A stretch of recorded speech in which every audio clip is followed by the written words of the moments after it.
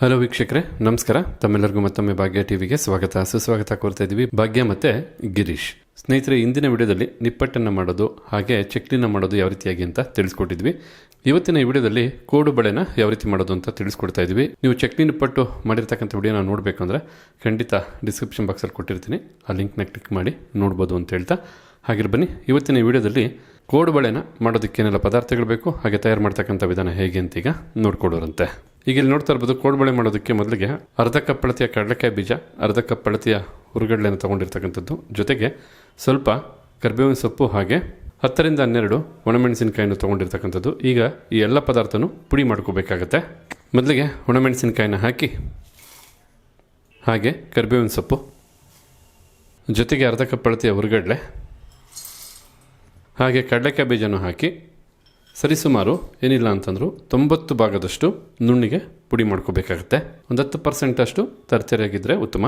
ಈಗ ಇಲ್ಲಿ ನೋಡ್ತಾ ಇದ್ರಲ್ಲ, ಹುರುಗಡ್ಲೆ ಹಾಗೆ ಕಡಲೆಕಾಯಿ ಬೀಜ ಮಿಕ್ಕೆಲ್ಲ ಪದಾರ್ಥನೂ ಈ ಒಂದು ಅದಕ್ಕೆ ಪುಡಿ ಮಾಡಿರ್ತಕ್ಕಂಥದ್ದು. ಈ ರೀತಿ ಪುಡಿ ಮಾಡಿದ ನಂತರ ಈ ಪುಡಿನ ಮತ್ತೊಂದು ಬಟ್ಲಿಗೆ ಹಾಕ್ಕೊಳ್ಳೋಣ.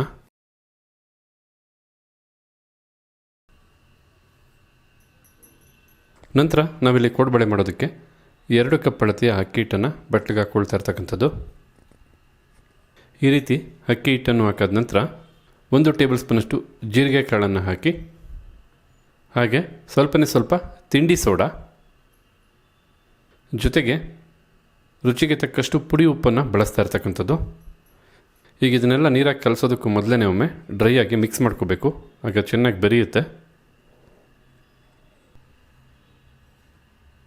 1-2 ನಿಮಿಷ ಚೆನ್ನಾಗಿ ಎಲ್ಲ ಪದಾರ್ಥನೂ ಬೆರೆಯೋ ಹಾಗೆ ಬೆರೆಸಾಯಿತು.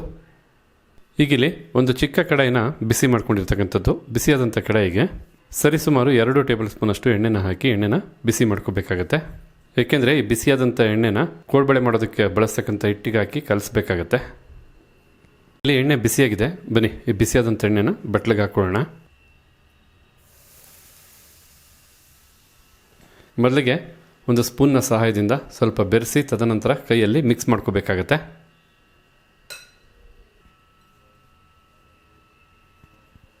ಎಣ್ಣೆನೂ ಹಾಕಿದ ನಂತರ ಚೆನ್ನಾಗಿ ಬೆರೆಸಾಯಿತು. ಯಾವೊಂದು ಅದಕ್ಕೆ ಮಿಕ್ಸ್ ಮಾಡಬೇಕು ಅಂದರೆ ನೋಡಿ, ಈ ರೀತಿ ಕೈಯಲ್ಲಿ ಹಿಡ್ಕೊಂಡು ಉಂಡೆ ಕಟ್ಟಿದ್ರೆ ಉಂಡೆ ಪುಡಿ ಆಗಬಾರ್ದು, ಆ ಒಂದು ಅದಕ್ಕೆ ಕಲಿಸ್ಕೊಂಡ್ರೆ ಸಾಕಾಗುತ್ತೆ. ನಂತರ ಈಗ 1/4 ಕಪ್ ಅಳತೆಯ ಉದ್ದಿನ ಬೇಳೆನ ಸರಿಸುಮಾರು 1 ರಿಂದ 2 ಗಂಟೆಗಳ ಕಾಲ ನೀರಲ್ಲಿ ನೆನೆಸಿರ್ತಕ್ಕಂಥದ್ದು.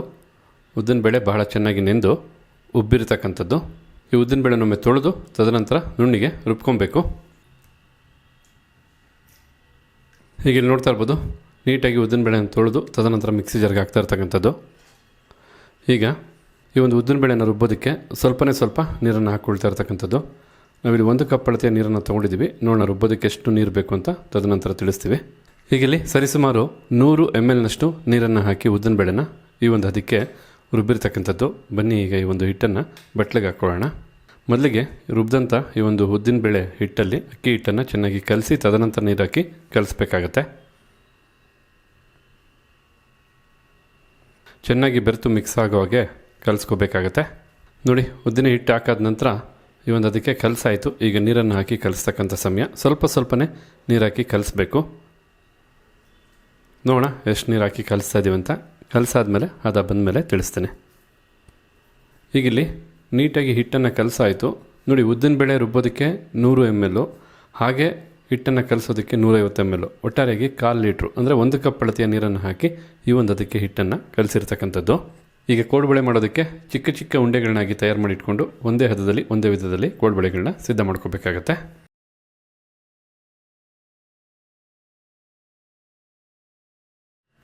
ನೋಡಿ, ಯಾವ ಸೈಜಲ್ಲಿ ಕೋಡುಬಳೆನ ಮಾಡ್ತೀರಾ ಆ ಸೈಜ್ಗೆ ಈ ರೀತಿ ಉಂಡೆ ಕಟ್ಟಿ ಸಿದ್ಧ ಮಾಡ್ಕೋಬೇಕಾಗತ್ತೆ.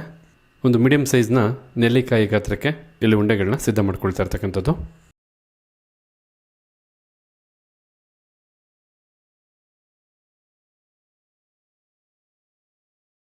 ಇದೇ ರೀತಿಯಾಗಿ ಮೊದಲೇ ಉಂಡೆಗಳನ್ನ ಸಿದ್ಧ ಮಾಡ್ಕೋಬೇಕಾಗತ್ತೆ.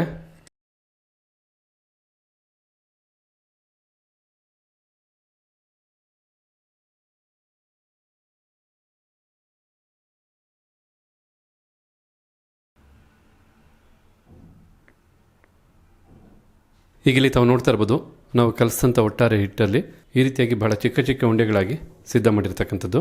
ಈಗ ಪ್ರತಿಯೊಂದು ಉಂಡೆನೂ ಕೋಡುಬಳೆ ಆಕಾರಕ್ಕೆ ಸಿದ್ಧ ಮಾಡ್ಕೋಬೇಕಾಗತ್ತೆ. ಅದಕ್ಕೋಸ್ಕರ ಈ ರೀತಿಯಾಗಿ ಒಂದು ತಟ್ಟೆನ ತೊಗೊಂಡು ತಟ್ಟೆ ಮೇಲೆ ಮೊದಲಿಗೆ ಎಣ್ಣೆನ ಈ ರೀತಿ ಸವರಿ ತದನಂತರ ಒಂದು ಉಂಡೆ ತೊಗೊಂಡು ಚಪಾತಿ ಯಾವ ರೀತಿ ಹುರುಡ್ತಿರೋ ಅದೇ ರೀತಿಯಾಗಿ ಕೈಯಲ್ಲೇ ಈ ರೀತಿ ಹುರುಟಬೇಕಾಗತ್ತೆ. ನೋಡಿ, ಕೋಡ್ಬಳೆ ತಮಗೆ ದೊಡ್ಡದು ಬೇಕಾದ್ರೆ ಹೆಚ್ಚು ಉದ್ದ ಮಾಡ್ಕೋಬೋದು.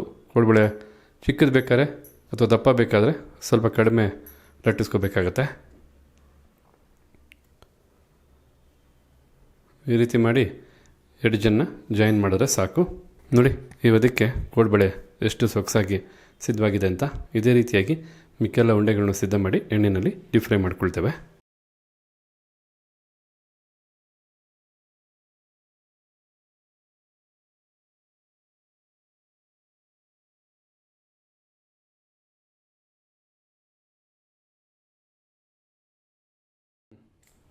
ಈ ರೀತಿ ಎರಡು ಎಡ್ಜನ್ನು ಪ್ರೆಸ್ ಮಾಡಿದ್ರೆ ಸಾಕು. ಎಲ್ಲ ಉಂಡೆನೂ ಇದೇ ರೀತಿಯಾಗಿ ಕೋಡ್ಬಳೆ ಆಕಾರಕ್ಕೆ ಸಿದ್ಧ ಮಾಡ್ಕೊಳ್ತೇವೆ. ಈಗ ಇಲ್ಲಿ ನೋಡ್ತಾ ಇರ್ಬೋದು, ಕಂಪ್ಲೀಟಾಗಿ ಉಂಡೆಗಳನ್ನ ಈ ಒಂದು ಆಕಾರಕ್ಕೆ ಅಂದರೆ ಕೋಡ್ಬಳೆ ಆಕಾರಕ್ಕೆ ಹಿಟ್ಟನ್ನು ಸಿದ್ಧ ಮಾಡಿರ್ತಕ್ಕಂಥದ್ದು. ಬನ್ನಿ ಈಗ ಇದನ್ನು ಡೀಪ್ ಫ್ರೈ ಮಾಡ್ಕೊಳ್ಳೋಣ.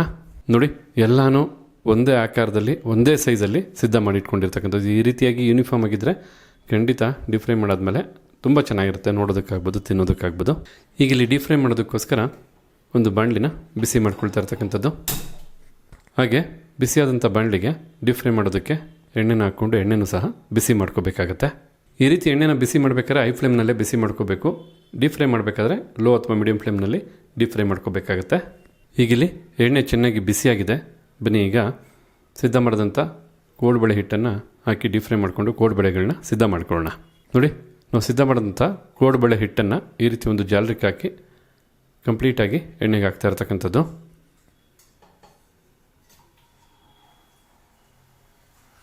ಸ್ವಲ್ಪ ನಿಧಾನಕ್ಕೆ ಹಾಕಿ ಕೋಡ್ಬಳೆಗಳನ್ನ ಡೀಪ್ ಫ್ರೈ ಮಾಡ್ಕೋಬೇಕಾಗತ್ತೆ. ಅಥವಾ ತಮ್ಗೆ ಅಭ್ಯಾಸ ಇದ್ದರೆ ಖಂಡಿತ ಒಂದೊಂದೇ ಕೋಡ್ಬಳೆಗಳನ್ನ ಹಾಗೆ ಎಣ್ಣೆಗೆ ಹಾಕ್ಬೋದು.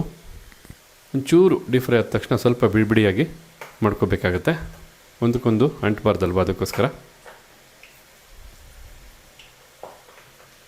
ನಾವೇನೋ ವಿಡಿಯೋಗೆ ಮಾಡಬೇಕು ಅಂತೇಳಿ ಕೋಡ್ಬಳೆ, ಚಕ್ಲಿ, ನಿಪ್ಪಟ್ಟನ್ನು ಬೇರೆ ಬೇರೆ ದಿನ ಮಾಡಿದ್ದೀವಿ. ನೀವು ಬೇಕಿದ್ರೆ ಕೋಡ್ಬಳೆ, ಚಕ್ಲಿ, ನಿಪ್ಪಟ್ಟನ್ನು ಒಂದೇ ದಿನದಲ್ಲಿ ತಯಾರು ಮಾಡ್ಕೋಬೋದು. ಯಾಕೆಂದರೆ ಎಣ್ಣೆ ಹೆಂಗಿದ್ರು ಕಾಯ್ದಿರುತ್ತೆ, ಡೀಪ್ ಫ್ರೈ ಮಾಡ್ತೀರಾ, ಒಮ್ಮೆಲೆ ಡೀಪ್ ಫ್ರೈ ಮಾಡಿಕೊಂಡು ಸಿದ್ಧ ಮಾಡ್ಕೋಬೋದು. ನೋಡಿ, ಈ ರೀತಿ ಡೀಪ್ ಫ್ರೈ ಮಾಡಬೇಕಾದ್ರೆ ತಾಳ್ಮೆ ಇರಬೇಕು. ಯಾಕೆಂದರೆ ಈ ಒಂದು ಕೋಡ್ಬಳೆ ಡೀಪ್ ಫ್ರೈ ಆಗ್ತಾ ಹೆಚ್ಚು ನೊರೆ ಬರ್ತಾ ಇದೆಯಲ್ಲ, ಆ ನೊರೆ ಎಲ್ಲ ಕಡಿಮೆಯಾಗಿ ಕೋಡ್ಬಳೆಗಳು ಕಾಣಬೇಕು. ಕೋಡ್ಬಳೆಗಳು ಕಂಡಾದ ನಂತರನೇ ಮತ್ತೊಂದು ಕಡೆ ತಿರುಗಿಸಿ ಡೀಪ್ ಫ್ರೈ ಮಾಡ್ಕೋಬೇಕಾಗತ್ತೆ.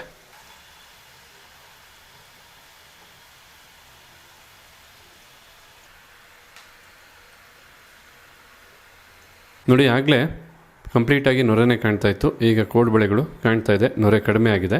ಈ ಸಮಯದಲ್ಲಿ ಮತ್ತೊಂದು ಕಡೆ ತಿರುಗಿಸಿ ಡೀಪ್ ಫ್ರೈ ಮಾಡ್ಕೋಬೇಕಾಗತ್ತೆ.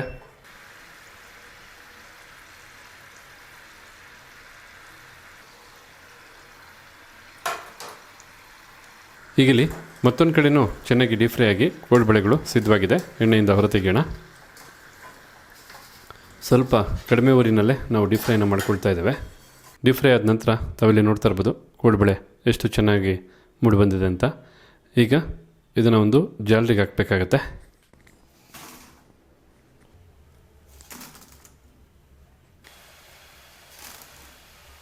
ಓಕೆ ವೀಕ್ಷಕರೇ, ಕಂಪ್ಲೀಟಾಗಿ ಡೀಪ್ ಫ್ರೈ ಮಾಡಿದ ನಂತರ ತಾವಿಲ್ಲಿ ನೋಡ್ತಾ ಇರ್ಬೋದು ಕೋಡ್ಬಳೆಗಳು ಎಷ್ಟು ಚೆನ್ನಾಗಿ ಸಿದ್ಧವಾಗಿದೆ ಅಂತ. ಖಂಡಿತ ನೀವು ಒಮ್ಮೆ ಈ ರೀತಿಯಾದಂಥ ಕೋಡ್ಬಳೆನ ಮಾಡಿ ನೋಡಿ, ನಿಮಗೂ ಇಷ್ಟ ಆಗುತ್ತೆ ಅಂತ ಹೇಳ್ತಾ, ಹಾಗಿದ್ರೆ ಇವತ್ತು ಈ ವಿಡಿಯೋ ಮೂಲಕ ನಾವು ಮಾಡಿ ತಿಳಿಸಂಥ ಕೋಡ್ಬಳೆ ರೆಸಿಪಿ ತಮಗೆಲ್ಲರಿಗೂ ಇಷ್ಟ ಆಗಿದೆ ಅಂತ ತಿಳ್ಕೊಂಡಿದ್ದೀನಿ. ಇಷ್ಟ ಆಗಿದ್ರೆ ವಿಡಿಯೋಗೊಂದು ಲೈಕ್ ಮಾಡಿ. ಹಾಗೆ ಈ ರೆಸಿಪಿ ಬಗ್ಗೆ ತಮಗಿರ್ತಕ್ಕಂಥ ಅನಿಸಿಕೆ, ಅಭಿಪ್ರಾಯನ ತಿಳಿಸೋದನ್ನು ಮರಿಬೇಡಿ. ಎಲ್ಲದಕ್ಕಿಂತ ಹೆಚ್ಚಾಗಿ ಈ ವಿಡಿಯೋನ ಮತ್ತೊಬ್ಬರಿಗೂ ಹೆಲ್ಪ್ ಆಗೋ ಹಾಗೆ ಶೇರ್ ಮಾಡಿ ಅಂತ ಹೇಳ್ತಾ ತಮಗೆಲ್ಲರಿಗೂ ಧನ್ಯವಾದನ ತಿಳಿಸ್ತಾ ಇದ್ದೀವಿ. ಮತ್ತೊಂದು ಹೊಸ ವಿಡಿಯೋದಲ್ಲಿ ಹೊಸ ರೆಸಿಪಿ ಜೊತೆ ತಮ್ಮನ್ನು ಭೇಟಿ ಮಾಡ್ತೀವಿ. ಅಲ್ಲಿವರೆಗೂ ನಮಸ್ಕಾರ ವೀಕ್ಷಕರೇ.